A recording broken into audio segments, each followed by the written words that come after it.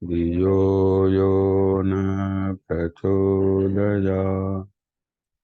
ॐ भूर्भुवः स्वः तत्सवितुर्वरेण्यं भर्गो देवस्य धीमहि धियो यो न प्रचोदयात्।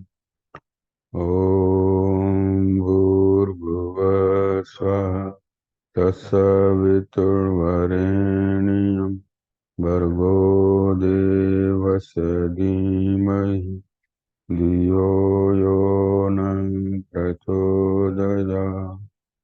ओम शांति शांति। गुरुर्ब्रह्मा गुरुर्विष्णु गुरुर्देवो महेश्वरः। गुरुर्साक्षात् परब्रह्म तस्मै श्री गुरवे नमः। या देवी सर्वभूतेषु शक्तिरूपेण संस्थिता नमस्तस्यै नमस्तस्यै नमस्तस्यै नमो नमः। सीताराम सीताराम भजमन सीताराम। सीताराम सीताराम भजमन सीताराम। सीताराम सीताराम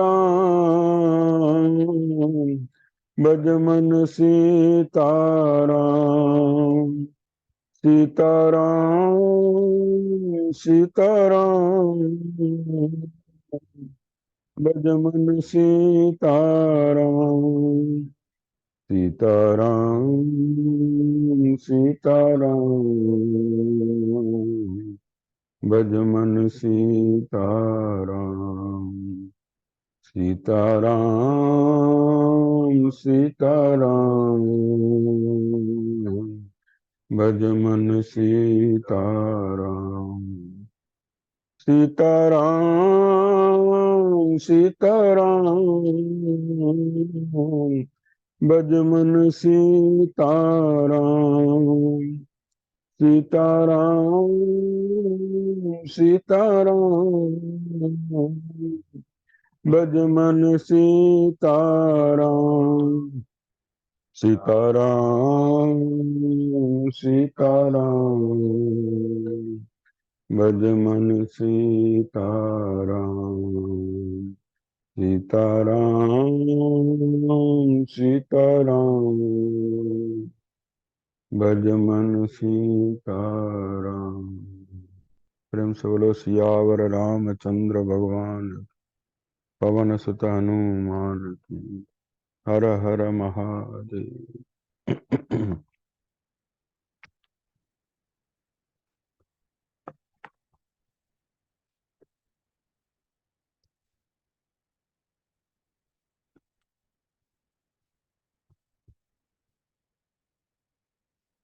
पिछले सप्ताह कबंध नामक राक्षस का दाह संस्कार किया था। उससे वो दिव्य रूपधारी हो गया था, एक गंधर्व का रूप धारण कर लिया और भगवान राम को सुग्रीव से मित्रता करने की सलाह दी। बोले सुग्रीव को आप मित्र बना लीजिए, वहां से आपका काम बनेगा, है ना। और शबरी के आश्रम पर भी जाने की बात कही। बोला वो आपकी प्रतीक्षा कर रही हैं, वो आपका दर्शन करके वो अपने लोक में जाएंगे। तो इस प्रकार भगवान राम को एक मार्ग मिला वहां पर, और ये पर्वत बताया था ऋष्यमुख पर्वत, जहां पर बताया कि ये सुग्रीव 4 वानरों के साथ रहते हैं। श्री राम सुनिए, मैं ऐसे पुरुष का परिचय दे रहा हूं, उनका नाम है सुग्रीव। वे जाति के वानर हैं। उन्हें उनके भाई इंद्र कुमार बाली ने कुपित होकर घर से निकाल दिया है। वे मनस्वी वीर सुग्रीव इस समय 4 वानरों के साथ उस ग्रीवर ऋष्यमुख पर निवास करते हैं, जो पंपा सरोवर तक फैला हुआ है। वे वानरों के राजा महापराक्रमी सुग्रीव तेजस्वी, अत्यंत कांतिमान, सत्य प्रतिज्ञ, विनयशील, धैर्यवान, बुद्धिमान, महापुरुष, कार्यदक्ष, निर्भीक, दीप्तिमान तथा महान बल और पराक्रम से संपन्न है। वीर श्री राम, उनके महामना भाई बाली ने सारे राज्य को अपने अधिकार में कर लेने के लिए उन्हें राज्य से बाहर निकाल दिया है। अतः वे सीता की खोज के लिए आपके सहायक और मित्र होंगे, इसलिए आप अपने मन में शोक को न डालिए। इक्ष्वाकु वंशी वीरों में श्रेष्ठ श्री राम, जो होनार है उसे कोई भी पलट नहीं सकता। काल का विधान सभी के लिए दुर्लंघ्य होता है। वीर रघुनाथ जी, आप यहाँ से शीघ्र ही महाबली सुग्रीव के पास जाइए और जाकर तुरंत उन्हें अपना मित्र बना लीजिए। इस प्रकार श्री राम जो है, श्री राम को सीता की खोज का उपाय दिखाकर अर्थवेता कबंध ने उनसे पुनः यह प्रयोजन युक्त बात कही। श्री राम यहाँ से पश्चिम दिशा का आश्रय लेकर जहाँ ये फूलों से भरे हुए मनोरम वृक्ष शोभा पा रहे हैं, यही आपके जाने का सुखद मार्ग है। तो वहां से मार्ग दिखाते हैं, है ना।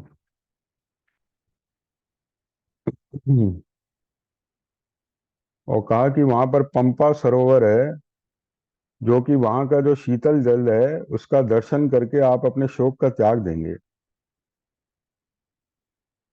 और बोले वहां के कुछ फूल ऐसे हैं जो कभी मुरझाते नहीं है। पंपा सरोवर के निकट ये मतंग ऋषि का आश्रम है। मतंग ऋषि की ही शिष्या थी ये शबरी, है ना। शबरी जो है शबर जाति होती है, जो कि निम्न जाति कहलाती है ना। जैसे भील, कोल, किरात, ये जातियां होती हैं ना, छोटी छोटी जनजाति, जो जाति जनजाति वनवासी इलाकों में रहते हैं, है ना। तो इसी प्रकार शबर जाति में थी ये, शबरी कहलाती थी, निम्न जाति की थी। इनका काम था वो महात्माओं के आगे वो आश्रमों को साफ करना, झाड़ू लगाना, सब व्यवस्था करती थी, है ना। लेकिन धर्म में स्थित थी वो, तपस्विनी थी। महात्माओं की सेवा करते करते उसका अंतःकरण निर्मल हो गया था। तो बोले वहां जो ये कबन जो है, जो अब दिव्य रूप में आ गया है, वही बता रहे हैं। बोले वो जो पंपा सरोवर है, वहां के फूल न मुरझाते हैं न झरते हैं। कहते हैं वहां पहले मतंग मुनि के शिष्य ऋषिगण निवास करते थे, जिनका चित्त सदा एकाग्र और शांत रहता था। वे अपने गुरु मतंग मुनि के लिए जब जंगली फल मूल ले आते और उनके भार से थक जाते, तब उनके शरीर से पृथ्वी पर पसीनों की जो बूंदें गिरती थी, वे ही उन मुनियों की तपस्या के प्रभाव से तत्काल फूल के रूप में परिणत हो जाती थी। बोले जो उनके शिष्य थे, वो मुनि के लिए, मतंग मुनि की सेवा के लिए फल वगैरह या और जो चीजें ले जाते थे, तो जब वो थकान हो जाती थी, पसीने की बूंदें गिरती थी उनकी, तो वो फूल बन जाते थे। पसीने की बूंदें, जो मतंग मुनि के जो शिष्य थे ना, वो जैसे उनके अपने गुरु के लिए जो सामग्री ले जाते थे, गर्मी का समय होता था, तो उस समय जो उनके पसीने की, यानी गुरु सेवा के प्रभाव से वो, समझो कि उनका पसीना भी जो है ना, वो फूलों के रूप में परिणत हो जाता था। तो बोले इसलिए वहां के फूल मुरझाते नहीं है। वो एक सेवा का प्रभाव कह लो, गुरु सेवा का, है ना। तो ये बता रहे हैं वहां के फूल क्यों नहीं मुरझाते हैं। बोले वे सबके सब ऋषि तो चले गए, लेकिन किंतु उनकी सेवा में रहने वाली तपस्विनी शबरी आज भी वहां दिखाई देती है। अब देखो ये सब ब्रह्मचारी बहुत पुरानी बात हो गई, लेकिन शबरी जो है ना, चिरंजीवनी है। उनके गुरु ने उससे कहा था कि तुम अपने शरीर को धारण किए रहना, इस पवित्र आश्रम पर एक दिन श्री राम आएंगे, तुम्हें उनका दर्शन प्राप्त हो, तब तक इस शरीर को धारण किए रहना। वो चिरंजीवनी है शबरी। शबरी उस प्रतीक्षा में उस शरीर को रखे हुए है ना, कि श्री राम आएंगे। क्योंकि गुरु का वाक्य है ना, उसमें उनका दृढ़ विश्वास, गुरु सेवा, शबरी के जीवन में गुरु सेवा रही, गुरु के वाक्य में दृढ़ विश्वास उनका है, भाई मेरे गुरु ने कहा है तो वो अवश्य ही आएंगे, है ना। तो बोले वो शबरी अभी तक है वहां पर, कि वो गंधर्व भी कह रहा है श्री राम से, शबरी चिरजीवनी होकर सदा धर्म के अनुष्ठान में लगी रहती है। श्री राम, आप समस्त प्राणियों के लिए नित्य वंदनीय और देवता के तुल्य हैं। आपका दर्शन करके शबरी साकेत धाम को चली जाएंगी।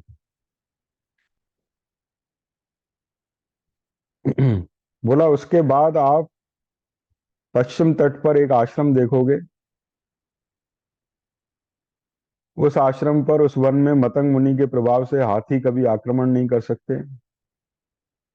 वहां आप बड़ी वहां वहां का जंगल मतंग वन के नाम से प्रसिद्ध है। उसके पंपा सरोवर के पूर्व भाग में ऋष्यमुख पर्वत है। बोले ऋष्यमुख पर्वत ऐसा है, वहां पे अगर कोई शिखर पर सो जाए पुरुष, तो सपने में जिस संपत्ति को पाता है, जागने पर उसे वही मिल जाती है। भाई सपने में देख लिया ना मुझे अरबों मिल गए, तो अरबों उसको जागने पे मिल जाएंगे, ऐसा है। मतलब सपने में अगर देख ले संपत्ति उसको प्राप्त हुई है, तो जागने पर वो उसे प्राप्त हो जाती है, ऐसा बोले दिव्य पर्वत है। लेकिन बोले अगर वहां पर पापी पहुंच जाए और विषम बर्ताव करने वाला कपटी पहुंच जाए, तो उसको राक्षस खा जाते हैं। मतलब वो उसका प्रभाव देखो, अभी भी तीर्थ स्थानों में ऐसे स्थान हैं जो कि पापी पुरुष वहां जाए ना उसे दिखाई नहीं देंगे। ऐसे ऐसे दिव्य स्थान होते हैं। जितना हमारा पुण्य होता है, जितना हमारी पुण्य की पूंजी अधिक होती है, तपस्या होती है, उतने ही उन स्थानों का, गुप्त स्थानों का भी दर्शन हो जाता है। नहीं तो वहां रहने वाले भी उन स्थानों का दर्शन नहीं कर पाते हैं। क्यों? उनका अंतःकरण अभी तैयार नहीं है। इसका मतलब हमारा जो पात्रता है ना, उसके अनुसार ही हमें मिलता है ना। तो बोले अब वो देखो, एक ही ऋष्यमुख पर्वत है। एक जना सोने पे संपत्ति पा लेता है, दूसरा जना वहां सोता है और उठता है तो राक्षस ले जाते हैं उसे, है ना। पर्वत तो वही है। तो ऐसे शिव पुराण वगैरह, देवी भागवत में भी आता है। तो बोले पापी पुरुषों को ये स्थान नहीं दिखाई देते, जो धर्मात्मा है उन्हीं को ये स्थानों का दर्शन होता है ना। तो वो एक ये दैवीय एक कृपा समझ लो। तो बोले वहीं पर एक गुफा है जो पत्थर से ढकी हुई है। ये सुग्रीव वहीं उस गुफा में रहते हैं। कभी कभी उस पर्वत के शिखर पर भी रहते हैं। अब पूरा स्थान बता देते हैं कि सुग्रीव कहाँ रहते हैं। तब श्री राम लक्ष्मण को जब पूरी बात बताते हैं, तब श्री राम उनसे कहते हैं कि अब आप अपने परम धाम को जाइए, है ना।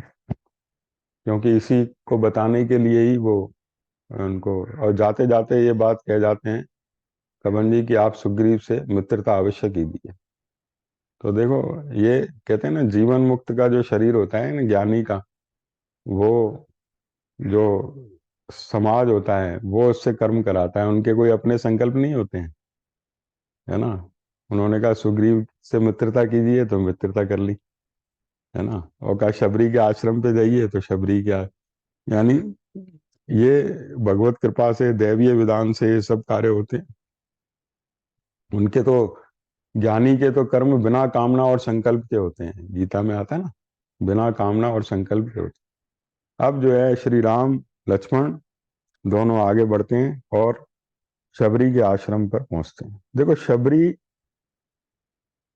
श्री राम को शबरी का जो घर है वो आश्रम दिखाई देता है, कहते हैं। और शबरी को अपनी अपना घर लग रहा है ना, छोटा सा घर है।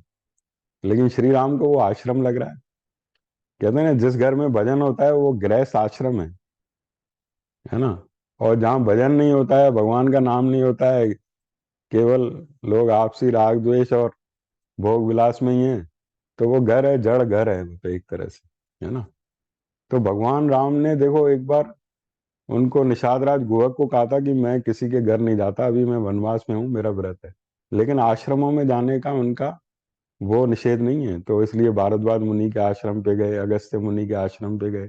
तो शबरी का भी उनको आश्रम ही लग रहा है, क्योंकि शबरी तपस्विनी है, सिद्ध तपस्विनी है, इसमें आया है ना। सिद्ध तपस्विनी है, पूरा जीवन उनका धर्म में, सेवा में, गुरु सेवा में निकला है उनका पूरा जीवन, गुरु सेवा। अपनी कोई कामना ही नहीं की, केवल एक ही था कि गुरु की सेवा करनी है, गुरु के आदेश का पालन करना है।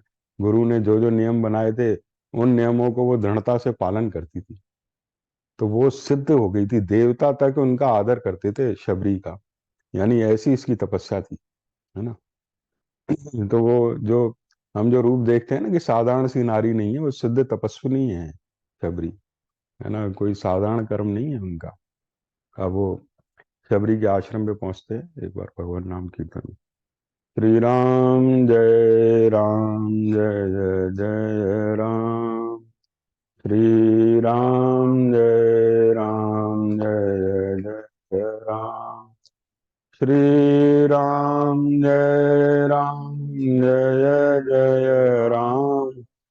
श्री राम जय जय राम, श्री राम जय जय राम, श्री जय जय राम, श्री राम जय जय राम, श्री राम जय जय राम, श्री राम जय जय राम, श्री राम जय जय राम।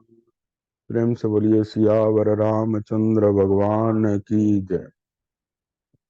और राम और लक्ष्मण उस पंपा नामक पुष्करणी के पश्चिम तट पर पहुंचकर उन दोनों भाइयों ने वहां शबरी का रमणीय आश्रम देखा। रमणीय आश्रम क्यों? वो नित्य सजाती थी। जब से उनके गुरु ने कहा था यहाँ श्री राम आएंगे, तो उनकी आंखें प्रतीक्षा करती रहती थी कि राम आएंगे, तो नित्य अपने आश्रम को सजाती थी, द्वार को सजाती थी, आगे जो रास्ता था आने का वो साफ करती थी ताकि उनके पैरों में कांटे न चुभे, कंकड़ न चुभे, बिल्कुल साफ रखती थी इसको कि वो आए तो बिल्कुल जो है सहज भाव से सुखद रूप से आए, है ना। इस प्रकार उनकी नेत्र जो है प्रतीक्षा करते। तो रमणीय आश्रम था। जैसे कोई मेहमान आने वाला होता है, उस दिन हम नई चादर बिछाते हैं, सोफा कहते हैं कि सही हो एकदम, घर साफ सुथरा हो, है ना। उस दिन विशेष तैयारी करते हैं। कोई कपड़ा इधर उधर पड़ा है तो उसको हटा देते हैं कि भाई ये टेबल भी खाली हो, एकदम सजा हुआ होना चाहिए। तो वो तो डेली सजाती थी। उनको वो तो उनको लगता था कि आ जाएंगे आ जाएंगे आ जाएंगे। तो एक सरप्राइज विजिट होती है ना जैसे श्री राम की, तो अचानक आना उनका। तो वो आश्रम रमणीय आश्रम था।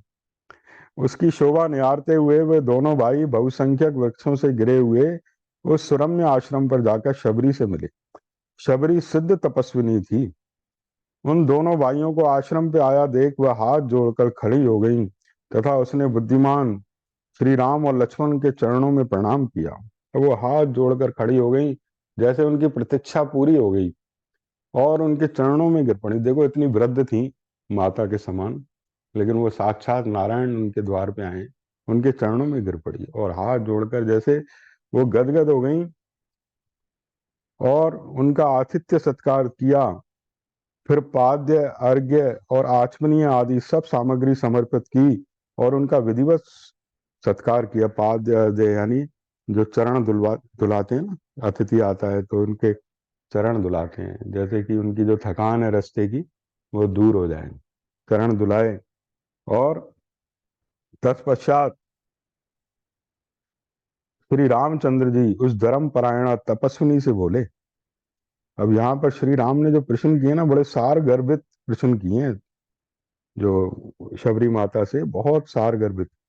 तपोधने, क्या तुमने सारे विघ्नों पर विजय पाली? देखो, ये विघ्न पहला प्रश्न किया है, क्या तुमने सारे विघ्नों पर विजय पाली है। दरअसल क्या होता है, साधना तो सबकी होती है, लेकिन विघ्न बड़े परेशान करते हैं। काम क्रोध आदि बड़े विघ्न हैं, माया का आकर्षण बड़े विघ्न हैं, तो ये तपस्या को सफल नहीं होने देती। हाँ, वो पहले तो उनका आतिथ्य सत्कार हुआ है।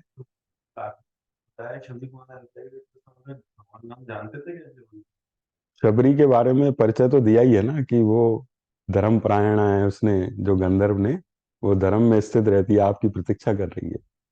तो इतनी तो उन्होंने सुनाई है कि उनकी तपस्या है जीवन भर की, है ना। हाँ, तो तपस्या के बारे में तो मालूम ही है कुछ बातें, जैसे कहते हैं ना भजन करो पाताल में प्रकट होए आकाश में। अगर एक कोने में बैठ के भजन करो ना तो भी पता चल जाता है, पूरी सृष्टि में फैल जाता है भजन का ऐसा प्रभाव है। तो उसकी तपस्या तो प्रसिद्ध थी शबरी की, है ना। तो ये तो गंधर्व ने उनको बताया, कबंध ने, हो सकता है कि इससे पहले भी कुछ सुना ही हो श्री राम। तो ये पहले से हाँ तो हाँ, तो ये कहा कि तुमने सारे विघ्नों पर विजय पा ली है। तो देखो इसका अर्थ ये था कि देखो विघ्न जो है ना, कहते हैं ना, एक विद्यार्थी ने परीक्षा की, अब वो देखो अर्जुन कितने सालों से प्रयास कर रहा है, तपस्या तो है ही, लेकिन अब वो नहीं बन पा रहा है सीए। तो कोई ना कोई विघ्न आता है ना। ये विघ्न जो होते हैं ना, सफल नहीं होने देते हैं, तपस्या सफल हो जाए। एक स्त्री जो है प्रसव की पीड़ा सहती है एक बालक को लेके, लेकिन वो सफल कब होती है, जब बालक आ जाता है सामने, यानी उसकी प्रसव पीड़ा को वो भूल जाती है, जो इतने उसने कष्ट सहे, तपस्या तो है ही उसकी बालक को पालने की। लेकिन जब वो बालक सामने आ गया तो वो तपस्या सफल हो गई आज उसकी, है ना। तो ऐसे शबरी की जीवन भर की, और ये काम क्रोध आदि विघ्न जो है ना, ये परेशान करते हैं, है ना। तभी गीता में योग भ्रष्ट शब्द आया है। अर्जुन ने कहा ना, भाई एक जो मन है ये तो वायु के समान दुष्कर है, इसको वश में करना। ये तो योग से चित्त को चलायमान कर देते हैं बार बार, है ना। तो योग भ्रष्ट, वो गीता में भगवान ने कहा ना कि ऐसा योगी भी नष्ट नहीं होता है। लेकिन फिलहाल इस जन्म में तो बेचारा रह ही गया ना, है ना। अब अगले जन्म में वो जन्म ले किसी श्रीमान के घर, है ना, वहां से फिर उसकी तपस्या आरंभ हो। लेकिन विघ्नों ने इस बार तो उसको थका ही दिया। तो ये विघ्न, जैसे रामकृष्ण परमहंस कहते थे ना कि घड़े में ऊपर से पानी भरो लेकिन छिद्र हो तो वो छिद्र में से निकलता जाता है, तो वो घड़ा भर नहीं पाता है। तो इसी प्रकार साधना तो हमारी बहुत हो, लेकिन विघ्न हो, मन में कोई विकार हो, मन में कोई कमजोरी हो। कहते हैं ना, अपने मन की कोई एक आध कमजोरी ऐसी होती है जो साधना में सफल नहीं होने देती हमको, उसका निरीक्षण करना चाहिए, वो है क्या। उस पहले सुलाक को बंद कर दो, तो फिर थोड़ा भी करोगे तो वो सफल होगा। जो हमारी जो वीकनेस है ना, हमारी हर एक की कोई ना कोई वीकनेस होती है, उस वीकनेस को दूर करो तो वो साधना सफल हो जाती है ना।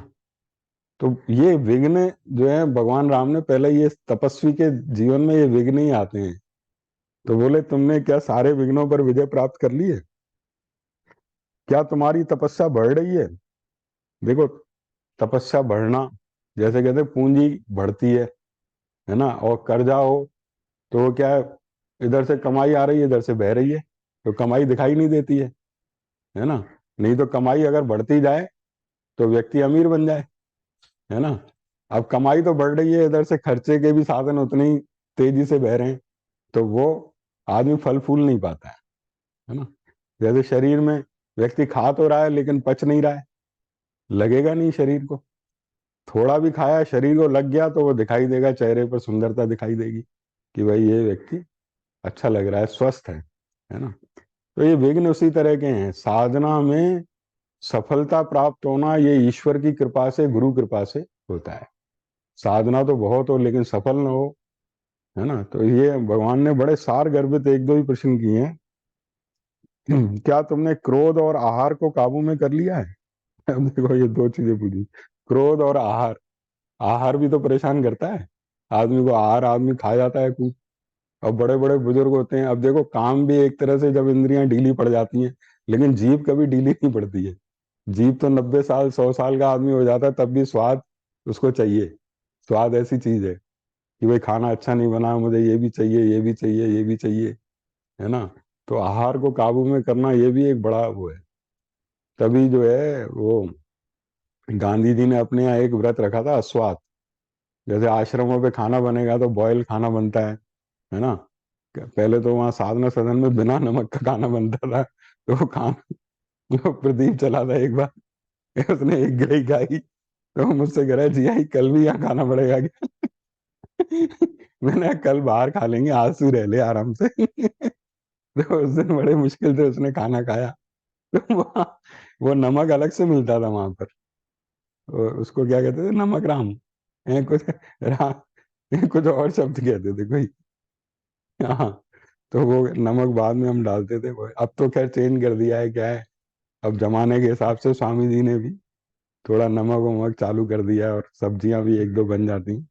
तो तो बोले क्रोध और आहार को तुमने काबू में कर लिया है। और देखो फिर पूछा है, तुमने जिन नियमों को स्वीकार किया है वे निप तो जाते हैं ना। तुम्हारे मन में सुख और शांति है ना। चारु भाषणी, तुमने जो गुरुजनों की सेवा की है वह पूर्ण रूप से सफल हो गई है ना। ये प्रश्न किए हैं।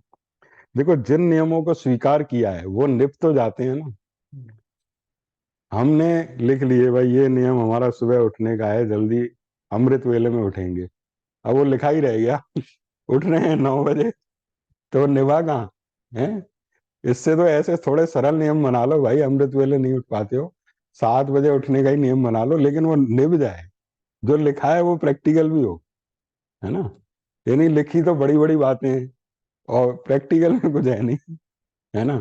तो वो कहा भी जो नियम हमने अपने ऊपर लागू किए हैं वो हमारे निभ जाए। इसलिए कब संत कहते हैं पहले छोटे छोटे संकल्प पूरे करो, बहुत बड़े संकल्प मत करो कि ये कर दूंगा वो कर दूंगा।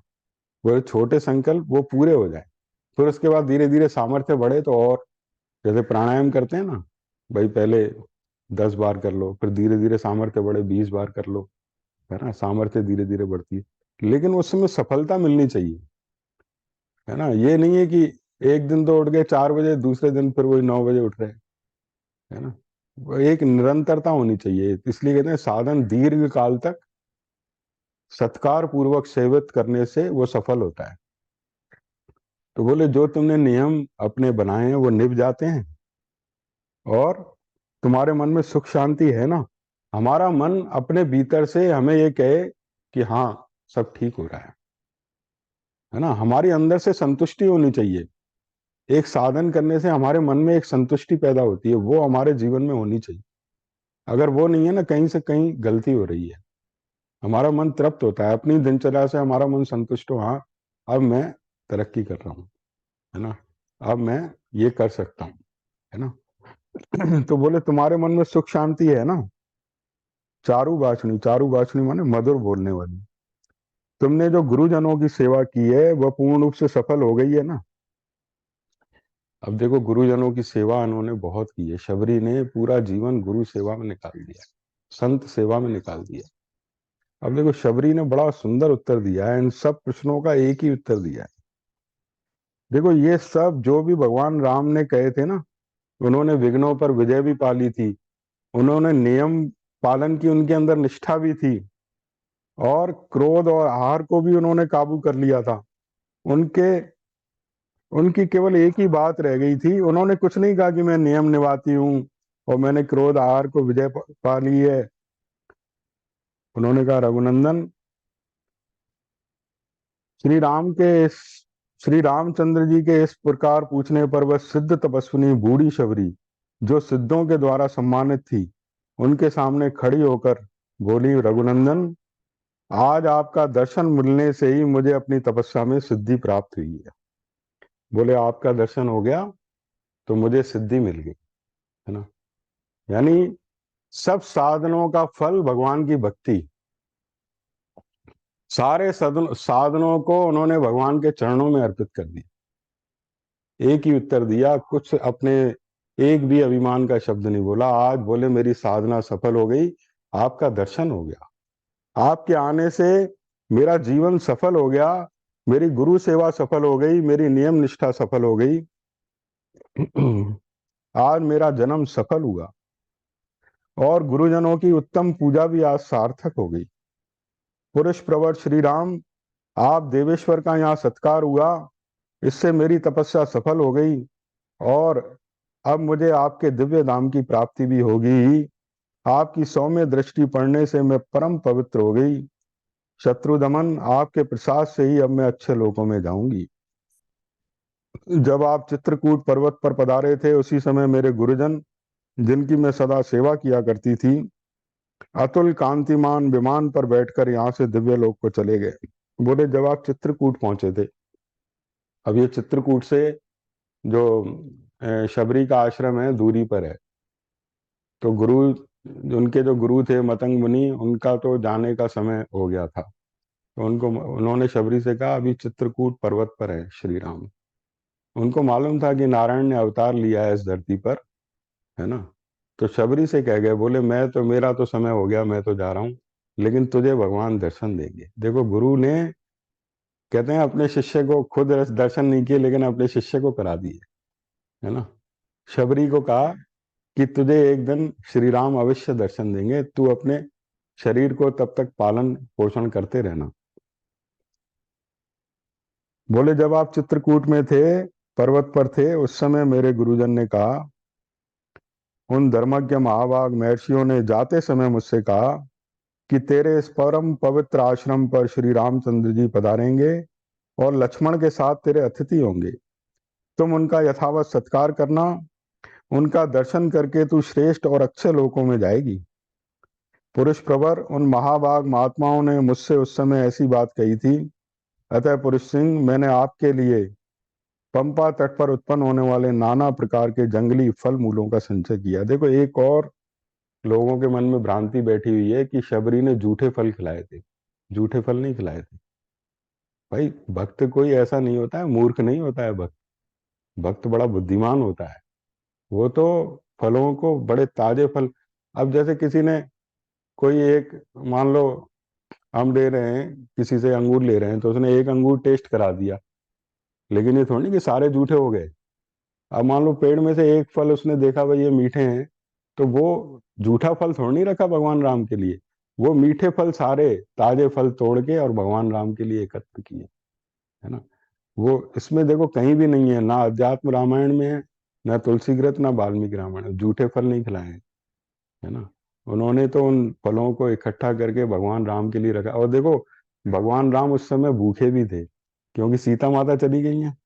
सीता माता देखो स्त्री होती है, वो घर में किसी को भूखा नहीं देख सकती है, तो वो सबके लिए रसोई बना के तैयार रखती है भाई। सबका पेट भर जाता है तब उसको तृप्ति मिलती है। एक स्त्री को ऐसे चैन नहीं मिलता है कि घर में कोई भूखा बैठा रहे। तो वो सीता माता जो उनके लिए रसोई बनाती थी, उसका हरण हो गया है। तब से राम लक्ष्मण बेचारे भूखे ही, एक तो शोक विलाप कर रहे हैं। देखो कितना भी शोक विलाप हो, आखिर कुछ खाना ही पड़ता है।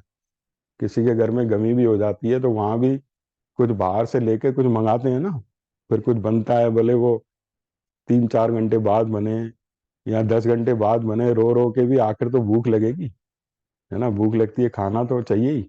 उस समय श्री राम लक्ष्मण को भूख भी लगी थी। ऐसे में माता शबरी ने उनके आगे वहां के ऐसे फल रखे हैं जो कि बहुत मीठे और सुंदर फल थे।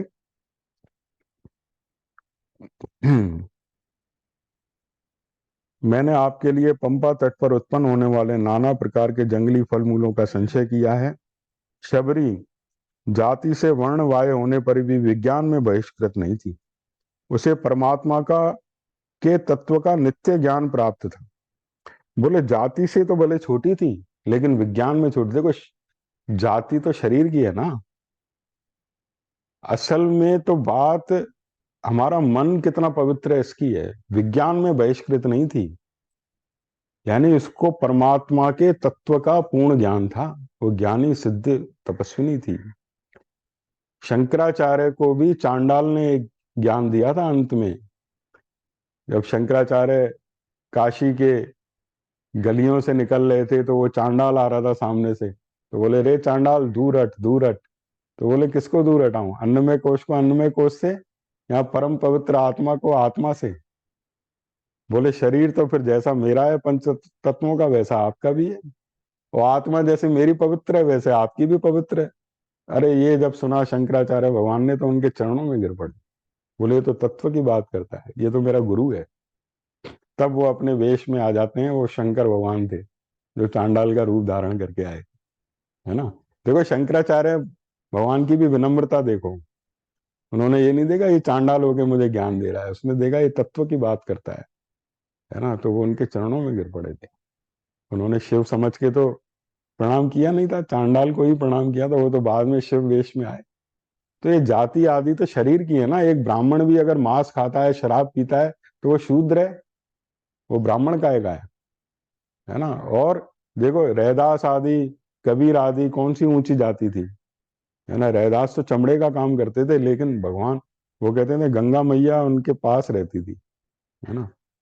बोला इतना उनके मन बुद्धि इतने पवित्र थे। तो शबरी जो है, शबरी माता भी जो है, वो तो जाति का क्या है, वो तो मन से तो बिल्कुल पवित्र थी उनकी। तब जो है श्री राम ने वो फल ग्रहण किए और बड़े प्रेम से वो फल खाए, है ना। भगवान तो भाव के भूखे हैं, ये नहीं है कि किसी नीच जाति वाले के यहाँ चले गए तो हम खाना नहीं खाएंगे। उसका भाव होता है, भाव कैसा है ना।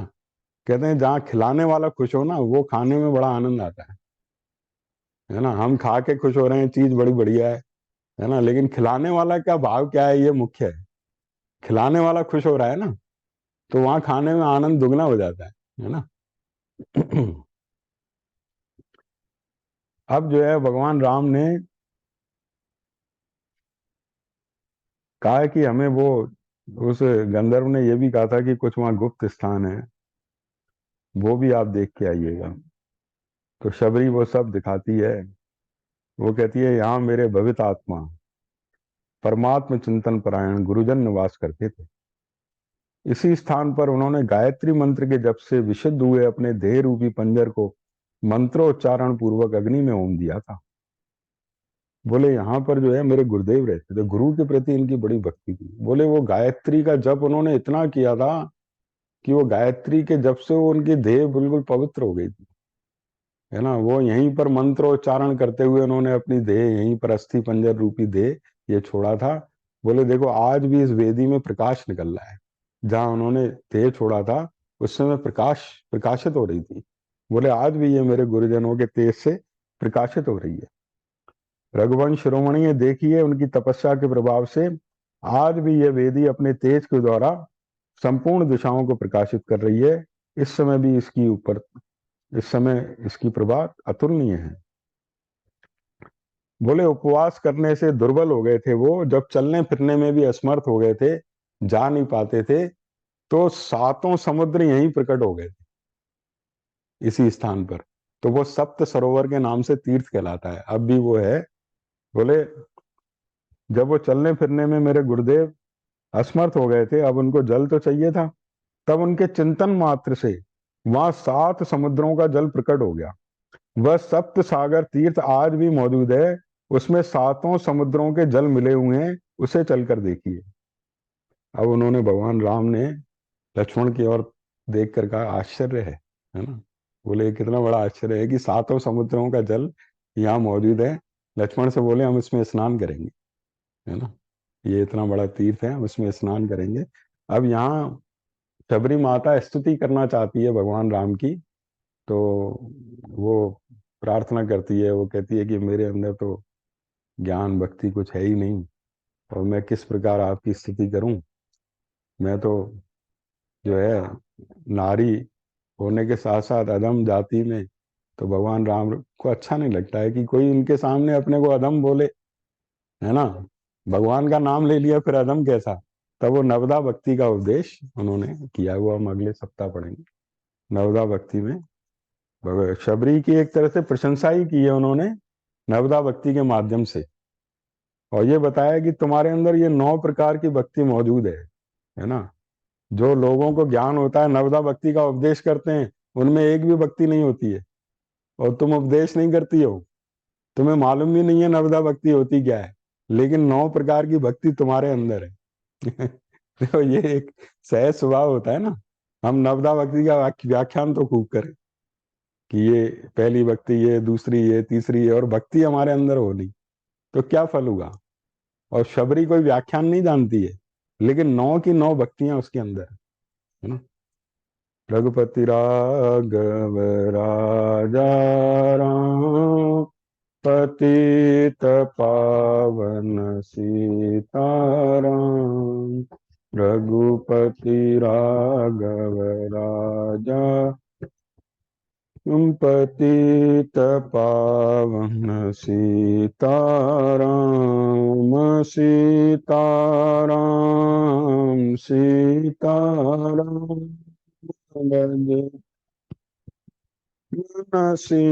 सीताराम सीताराम सीताराम, बज प्यारे मन सीताराम।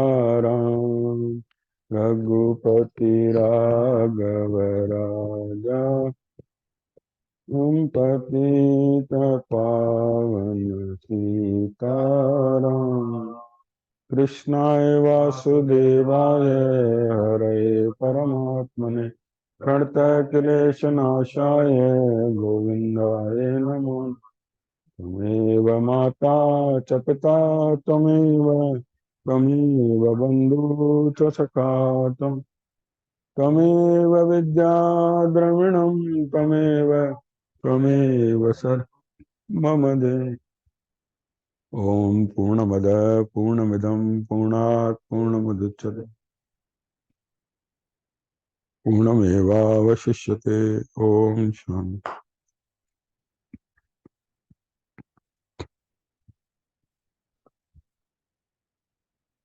अच्छा।